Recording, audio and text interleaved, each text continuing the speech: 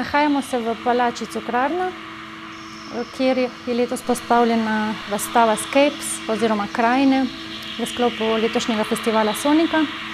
Festival Sonika letos traja 6 dni in obsega program vse od sodobne klasične glasbe do tehna.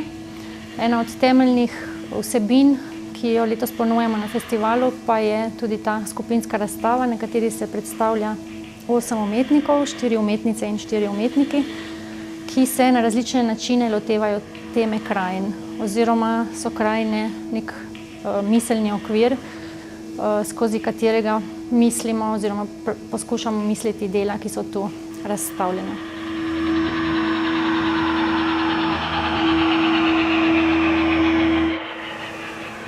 Torej, krajine dojemamo na tej razstavi oziroma prikazujemo jih v zelo širokem pomenu.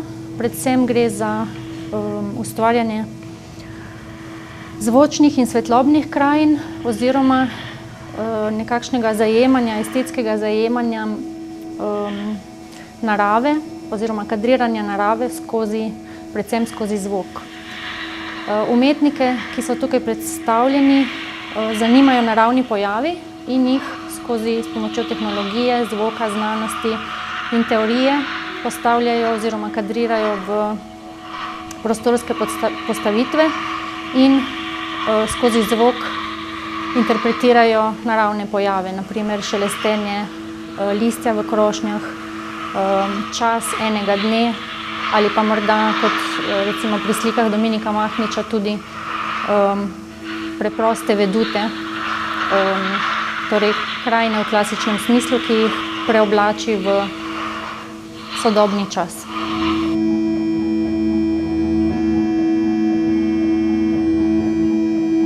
Za mano je skulptura Mikea Rinejseja, nizozemskega umetnika.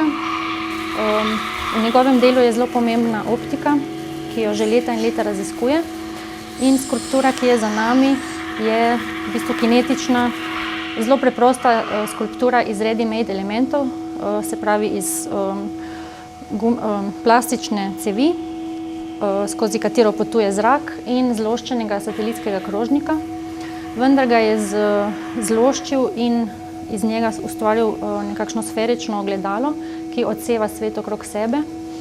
Premikajoča se cev pa briše in riše pokrajino na njegovi površini.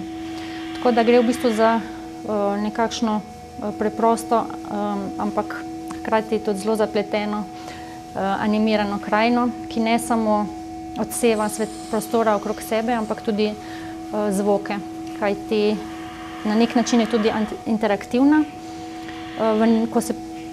Ko smo v njeni bližini, namreč odseva tudi zvok, ki ga ustvarjamo.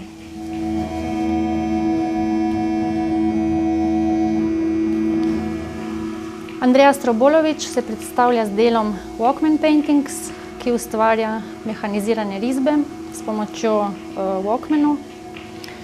Na sami otvoritvi razstave pa se je predstavil tudi s posebnim glasbilom, ki se imenuje Ventorgano oziroma orgle na veter oziroma zrak.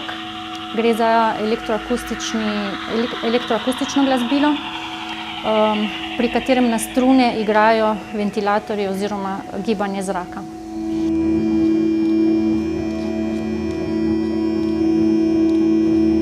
V zadnji sobi te razstave lahko vidimo zvočni zapis oziroma zvočno kompozicijo poljske umetnice Ane Zaradni, ki je zasnovano v minimalističnem slogu, ampak z preprostimi ritmi in zvoki in tudi s preprostim videom, na katerem se menja ta rdeča in rumena luč, poskuša zajeti ritem časa enega dne od sončnega vzhoda do sončnega zahoda, kar je tudi naslov tega dela.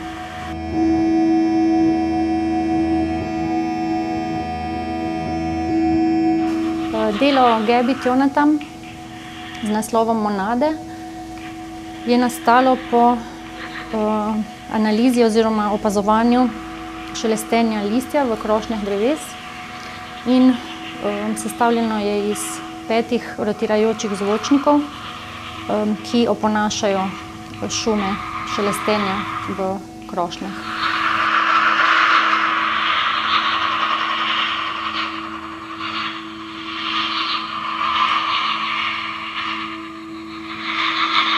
Dominik Mahnič se na tej razstavi predstavlja z 2 serijami. Prva je instalacija Kosi. Gre za serijo krajin, ki jih je naslikal na obrežjih Save, ki so postavljene v skoraj sakralno postavitev. Iz popolne teme jih osvetljuje svetloba, ki različnih barv in v različnih ritmih, in zvočna kompozicija Boštjana Leskovška. Dominik Mahnič se predstavlja še z enim delom, ki ga tukaj predstavlja prvič. Gre za serijo plastik z naslovom Personificirani objekti, v katerem se poigrava z klasičnimi skulpturami, na primer z Davidom ali z Pietà, ampak jih v bistvu spreminja v osebne zgodbe, saj vanje postavlja svoj obraz. Delo, ki ga predstavlja Katarina Petrovič, pa je v bistvu prvi rezultat njenih raziskav, ki so potekale v zadnje 2 meseca v Ljubljani, namreč v Moti je gostovala v sodelovanju z laboratorijem V2 iz Rotterdama. Na tej umetniški rezidenci je predlagala in tudi raziskovala praznino, vakuum in nič. In sicer skozi zelo različne pristope, znanstvene, teoretske. Nazadnje se na razstavi predstavlja z delom zbirke Niča Svet, v kateri ozvočuje oziroma poskuša ozvočevati vakuum. In že samo njeno teoretsko in znanstveno raziskovanje oziroma fizikalni poskusi dela z vakuumom in praznino in ničem so rodili zelo zanimive razmisleke in vprašanja.